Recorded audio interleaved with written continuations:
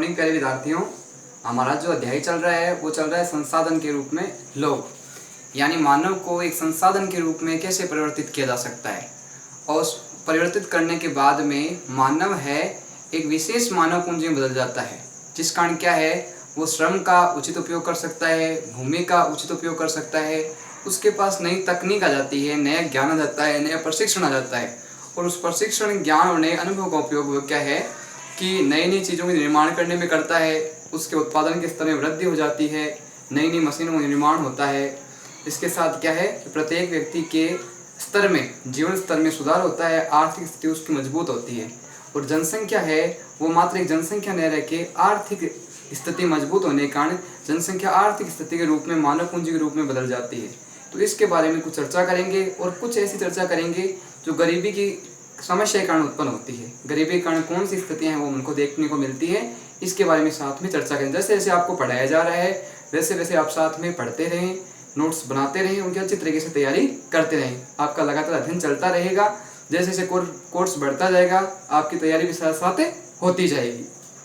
बात आती है आज के अपने अध्ययन बिंदु की कि गरीबी के कारण समस्याएं, यानी जब व्यक्ति की स्थिति ऐसी होती है कि उसको सामान्य स्तर से निम्न स्तर में पहुंच जाता है, तो उसको बहुत सारी परेशानियों का, कठिनाइयों का सामना करना पड़ता है। तो ऐसी कौन कौन सी समस्याएं हैं जो एक गरीब व्यक्ति के जीवन में प्रमुख रूप से घटित होती है, जिसका सामना उसे अपने जीवन में करना पड़ता है।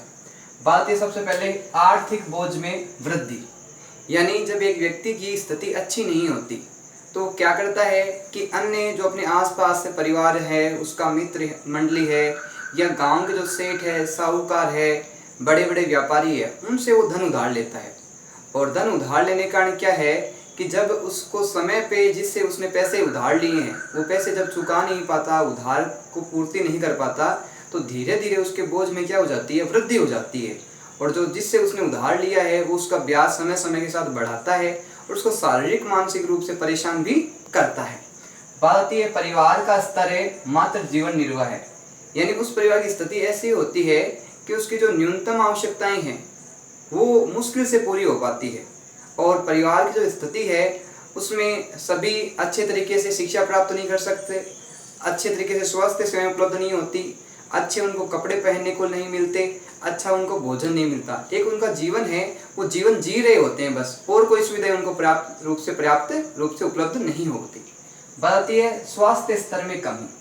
अब जब उनके पास उनका स्वास्थ्य जब खराब हो जाता है, जैसे हमने पाठ में अपने पढ़ा कि गठिया रोग है वो बच्चे को हो जाता है, लेकिन उसके परिवार की जो आमदनी है, आर्थिक स्थिति मजबूत नहीं है, और साथ ही क्या है कि उसके पिता की मृत्यु भी हो जाती है। तो क्या है कि जब परिवार की स्थिति अच्छी नहीं होती, धन है वो पर्याप्त रूप से उपलब्ध नहीं होता, तो क्या है स्वास्थ्य अगर खराब भी हो जाता है तो उस बच्चे का, या कोई वृद्ध हो चाहे महिला कोई भी हो, उसका सही तरीके से उचित स्थान पे इलाज नहीं रहता, जिस कारण बीमारी है वो समय के साथ बढ़ती जाती है, न कि घटती रहती है। बात आती है स्कूल प्रणाली से अलगाव। पहले समझते हैं अलगाव क्या होता है। अलगाव वह स्थिति है जिससे हम किसी क्षेत्र से पूर्ण रूप से अलग हो जाते हैं, उससे दूर हो जाते हैं।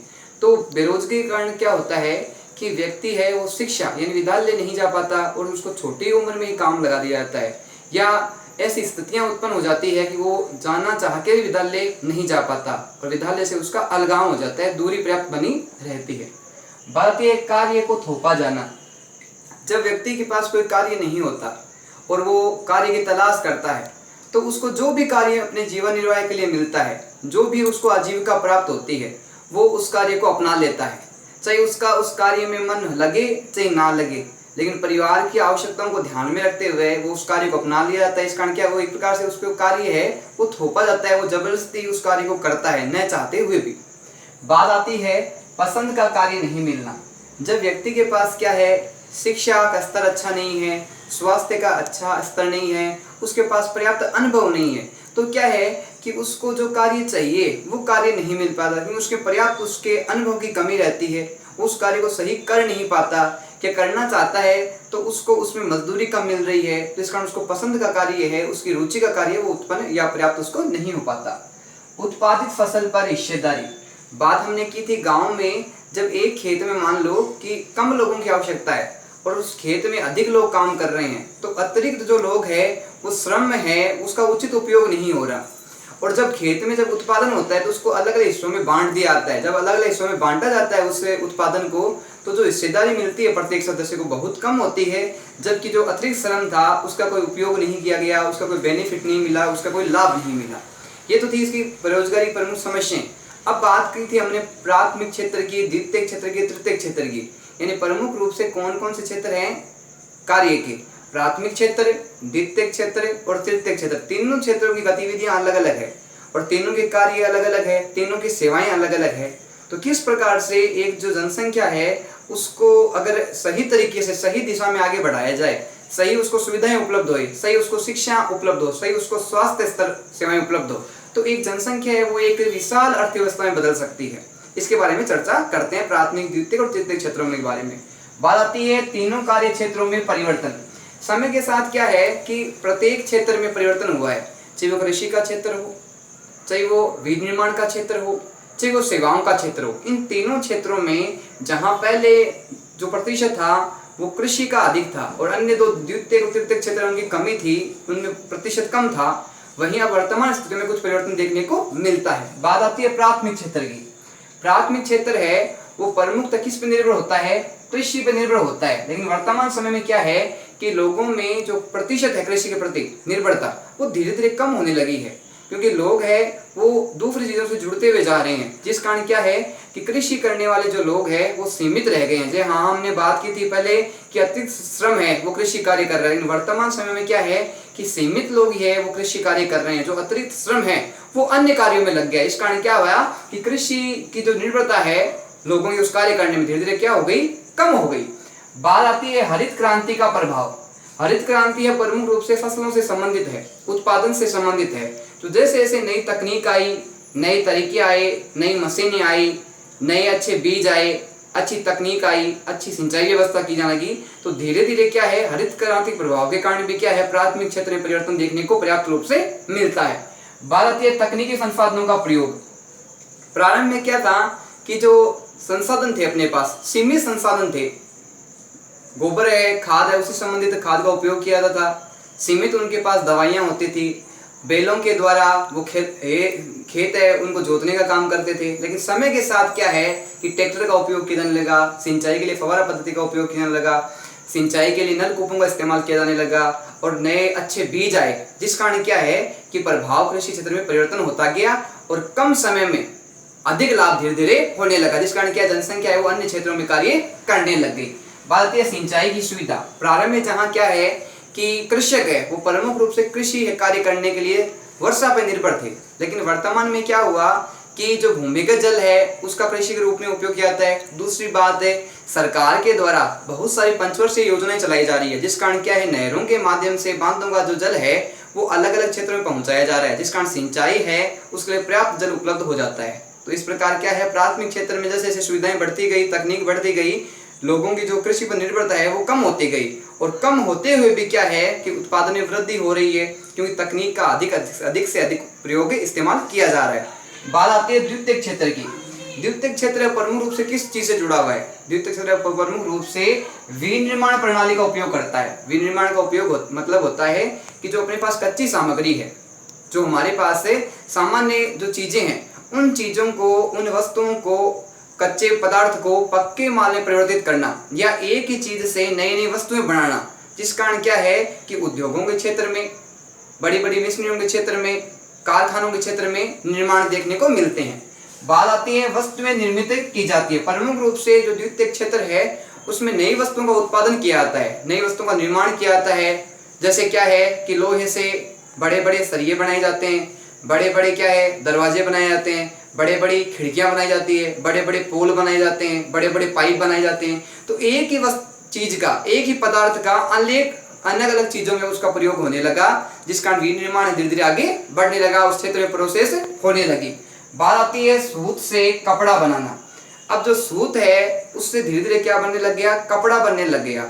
और कपड़े से क्या है, कपड़े एक प्रकार के नहीं बनते, कपड़े हैं, शर्ट भी बनता है, कपड़े से पैंट भी बनती है, कपड़े से टी शर्ट भी बनती है, कपड़े से पजामा भी बनता है, कपड़े से कोट भी बनता है, कपड़े से साड़ियाँ भी बनती है। तो अनेक चीजों का धीरे धीरे कपड़े से इस्तेमाल होने लगा, उसको बुनकर नई नई चीजें बनाने जाने लगी। गन्ने से चीनी व गुड़ शक्कर बनाना। गन्ना है जब वो कच्चा होता है तो उसका अलग अलग इस्तेमाल किया जाता है। गन्ने से शक्कर भी बनाई जाती है, गन्ने से गुड़ भी बनाया जाता है और गन्ने से चीनी बनाई जाती है। इस कारण क्या आवश्यकता के आधार पे जिस क्षेत्र में जितना उपलब्ध वो गन्ना होता है उसका उतने ही क्षेत्रों में अधिक उपयोग किया जाता है। मिट्टी से ईंटों का निर्माण, मिट्टी है उससे ईंटों की जो बड़ी बड़ी इकाइयां हैं उनका निर्माण किया जाने लगा।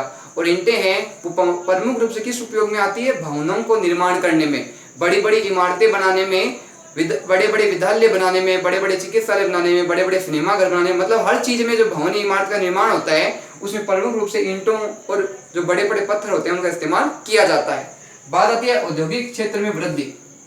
जैसे जैसे विनिर्माण प्रणाली धीरे धीरे विकसित होती गई वैसे वैसे क्या है, औद्योगिक तंत्र है, औद्योगिक कारखाने हैं, बड़ी बड़ी मिशनरियां हैं, उनकी स्थापना की संख्या धीरे धीरे बढ़ती गई और उनमें काम करने लोगों की संख्या बढ़ती गई। इस प्रकार कहा जा सकता है कि प्राथमिक क्षेत्र में धीरे धीरे प्रतिशत में वृद्धि हुई काम करने वालों की, और द्वितीय क्षेत्र में धीरे धीरे लोगों का जो प्रतिशत है वो धीरे धीरे बढ़ता जा रहा है। बात करते हैं तृतीय क्षेत्र की।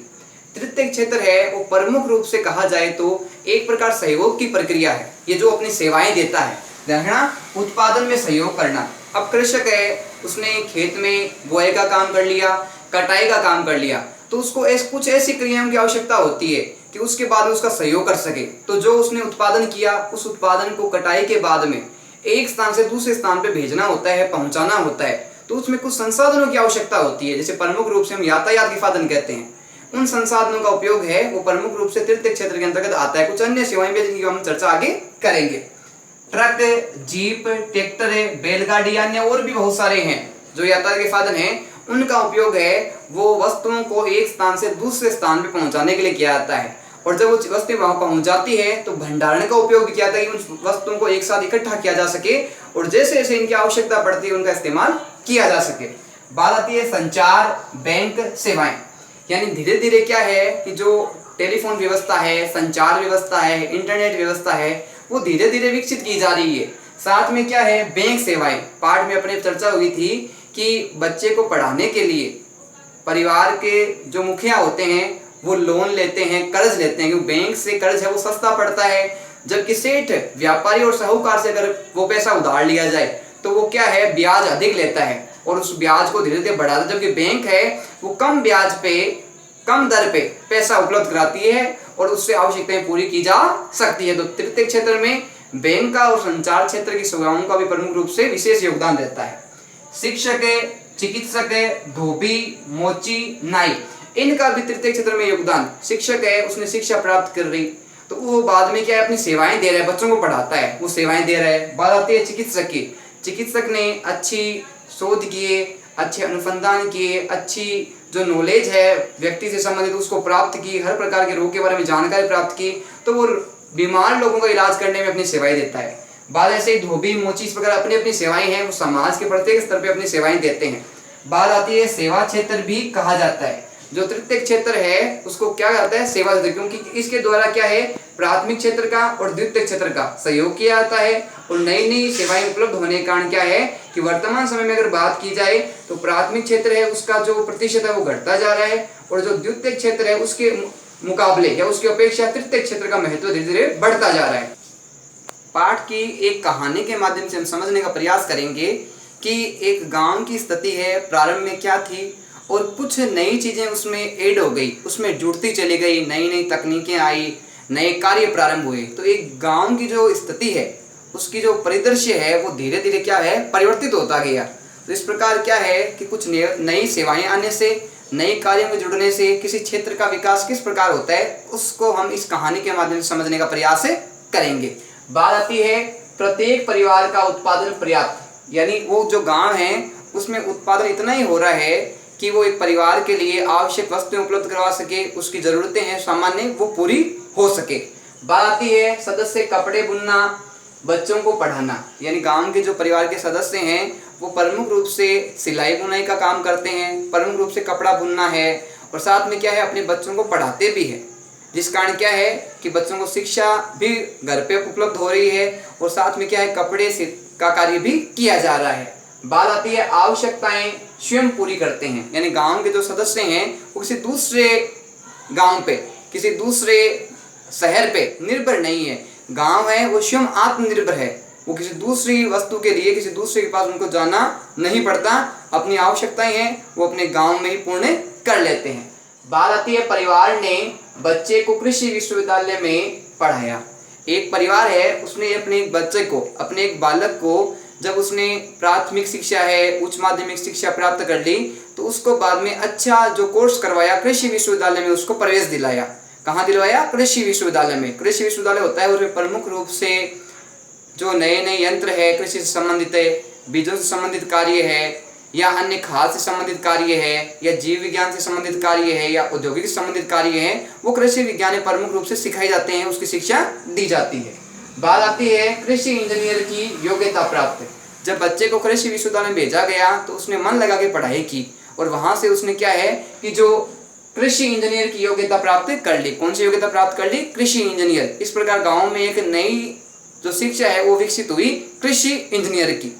बात आती है सृजनात्मक व्यक्तित्व, यानी जो कृषि का कार्य कर रहा है, इंजीनियरिंग है, जिसने शिक्षा प्राप्त की, वो नए नई चीज़ों का निर्माण करने का कार्य सीखता है, नई नई चीज़ों को बनाने का कार्य सीखता है, और उसकी जो बुद्धि होती है वो अल्प से बहु हो जाती है, यानी उसकी बुद्धि का विस्तार हो जाता है और वह नई नई चीज़ों को सोचने में, समझने में, निर्माण करने में या उसकी पद्धति तकनीक में परिवर्तित करने में महारत हासिल कर लेता है। बात आती है उन्नत किस्म के हल का नमूना तैयार किया।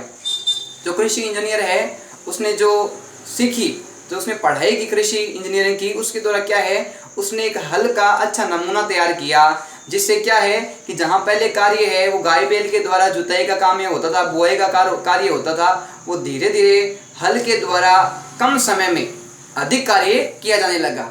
बात आती है कि गेहूं की उपज में वृद्धि।